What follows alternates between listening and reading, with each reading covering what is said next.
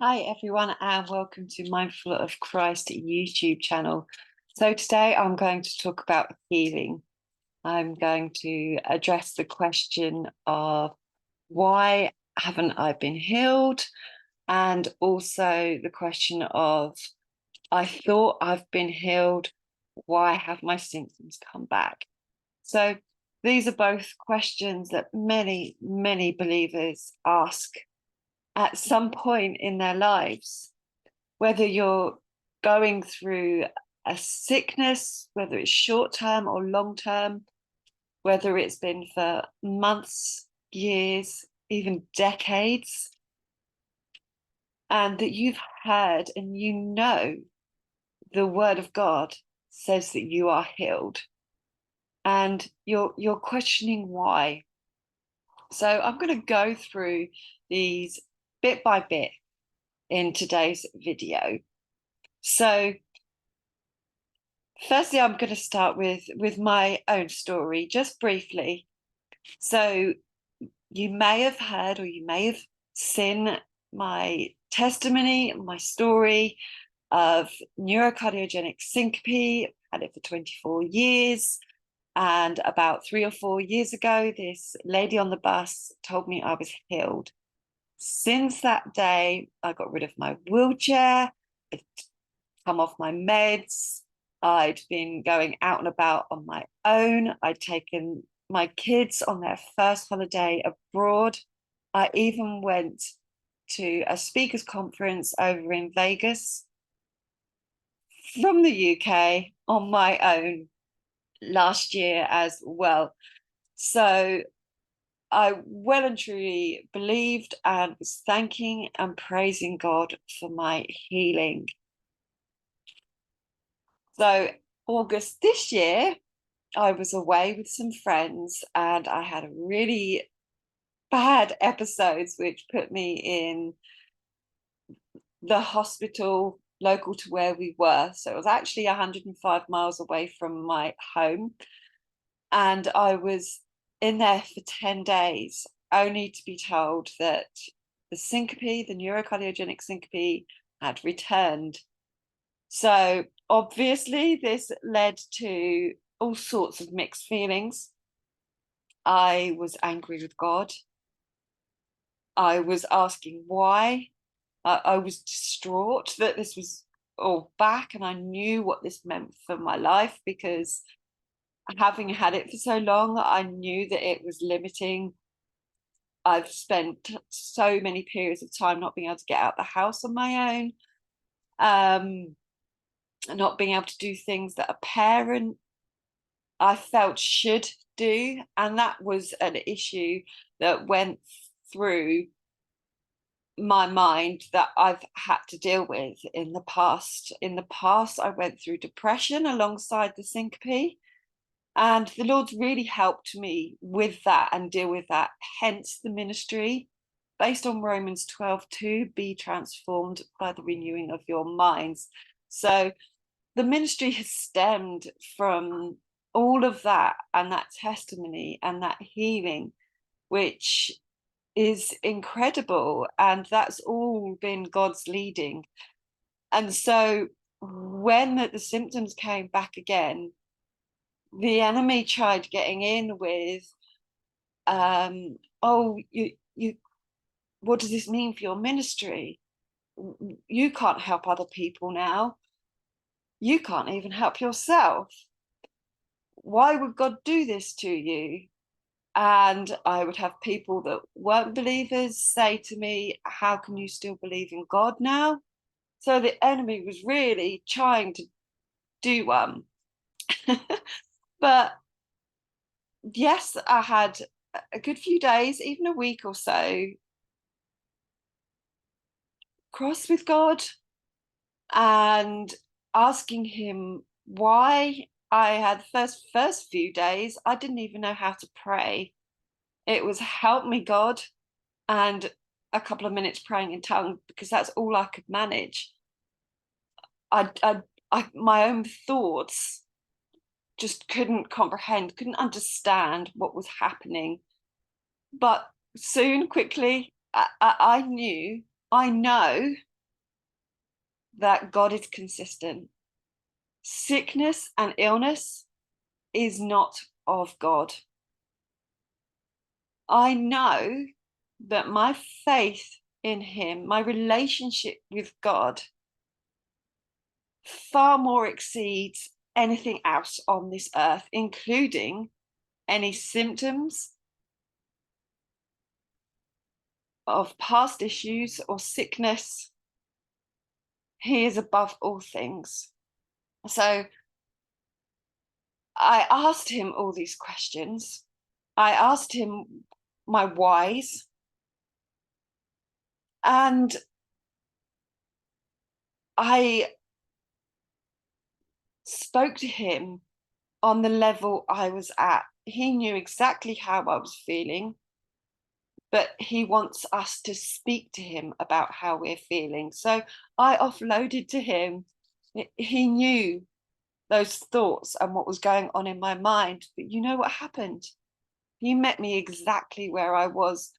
So whilst I was in the hospital, I got this image of sitting at a table, and the Lord said, Jesus is at the table with you in the valley. And I saw Jesus sitting there with me. It was incredible. And it was the confirmation and affirmation that I needed, that he is there and he is consistent with us through all things and through all times. So that's the first thing that I want you to take hold of right now. He is with you and he is consistent no matter how we feel, whether in our mind or our body. He is consistent and he is with you. So the second thing I want you to realize and remember and note is that illness and sickness is not of God. It is from the enemy, and that started with the fall back in Genesis. Okay, before he came along, the world and everything in it was perfect with no sickness. So remember that anything to do with sickness and illness is not of God. So we might feel like we're blaming him or want to blame him, but it is not his fault. Okay, so then what does that bring us to? Spiritual warfare. Ephesians 6 talks about our fight isn't against flesh and blood. It's about the spiritual realm and the battle going on between good and evil.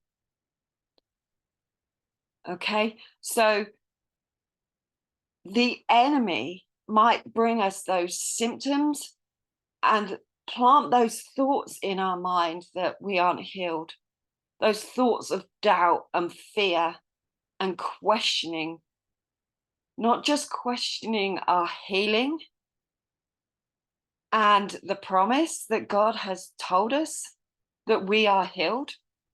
By Jesus' stripes, we have been healed. So the doubt of that is from the enemy. Okay, so how can we deal with this? How can we deal with not being healed? Or how can we deal with our symptoms returning? So there are a few things that we can do. So one, as always, as I always say, go to God. So prayer. Ask God the specific question.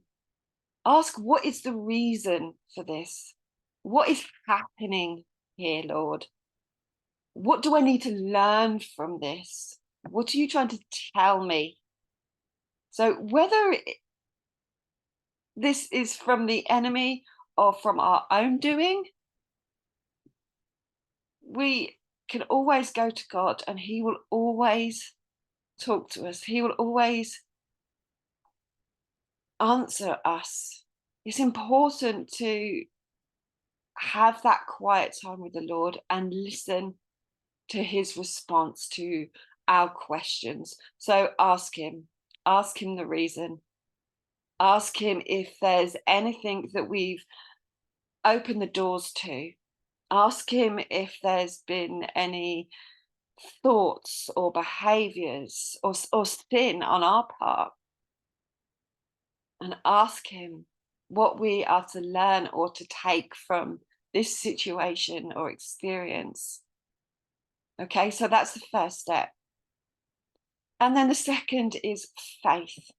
So yes, we can either believe and have faith that we are going to be healed. So it actually took me 20 years to get to the point where I found myself saying, I trust God for my healing. So that is all good and well. And yes, we need to trust and have faith that God will heal us or has healed us, like it says in the Bible. But the most important thing to remember is that we need to have God's faith. So the Greek version in the Bible, it says to have the faith of God as opposed to faith in God. Yes, we have to have faith in God, but the Greek says faith of God. So that means that we are to ask God for his faith, to be imparted into our body, soul, mind, and spirit. So when we're praying, when we're speaking to him, ask him for his faith, because that's what we need. His faith for our healing. And whilst we're waiting on our bodies to catch up and align with that healing that we are promised, whilst we're going through this, take it as one, a learning experience, but two, use that time to press into God. Remember that he is unchanging. Remember that he loves you. Remember those promises that he has given you. And push. Pray until something happens. Push into him. Keep on praying, keep on talking to him, keep on building that relationship with him. And you are healed. So hang on to that promise, and move forwards in him and with him, and being in and aligning with his word. I hope that has helped you today. If it has, then do subscribe for more videos, and share it if you believe someone could benefit from this today. See you next time. God bless.